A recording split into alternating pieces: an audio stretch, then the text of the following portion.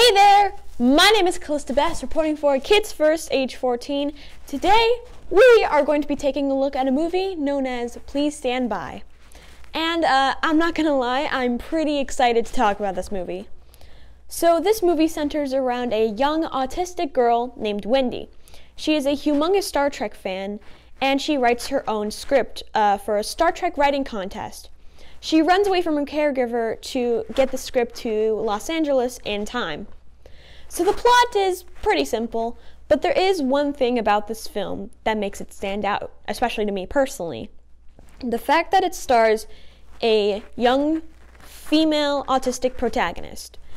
See, I myself have been diagnosed with Asperger's syndrome, a syndrome on the autism spectrum, and I get incredibly excited when I learn that there's any character who's any form of autistic in any kind of media. And I got really excited knowing that there was a female autistic character, because there's this misconception that autism is mainly a boys syndrome, but no. And it makes me really happy to see a female autistic character. And also, the symptoms that were shown off in the movie were actually correct, and I think that is also important, because there's a scene where she's covering her ears and singing to herself while blocking out the loud noises, and that is accurate to things that I've done, and considering the fact that loud noises are amplified for autistic people. Plus, the Star Trek part of this story actually has a point. At first, I thought this might just be her special interest because people on the spectrum develop special interests. But it does actually have a point, and they use this very creatively.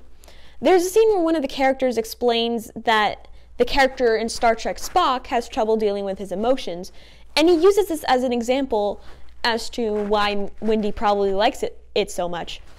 And I think that also is, it's a creative metaphor, but it actually also kind of works because, yeah, autistic people can't handle stress and being overwhelmed very well.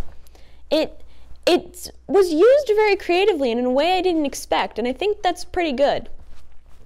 But of course, I do have to mention the actual star of the movie, Wendy, played by Dakota Fanning, who, by the way, did an incredible job, not only playing an autistic character, but just playing a believable, likable character. I related to her passions for wanting to show off her story and wanting it to be good, as I myself am a writer. And the length she was willing to go, it's like, the entire time you were watching this movie, you were just like, come on, I want her to succeed so badly. And it's like, you feel like the struggle she's going to, like the emotions,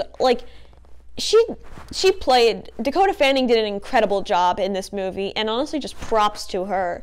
Not only for playing an autistic person believably, but just playing this character just so well. I really do love it. And also there are characters in this story, particularly Wendy's sister and Wendy's caregiver, played by Toni Collette, who also did an incredible job, who don't know how to deal with this. And I do think this also does show a subtle message about how it's sometimes it can be hard to deal with an autistic person, especially just considering if they are lower functioning.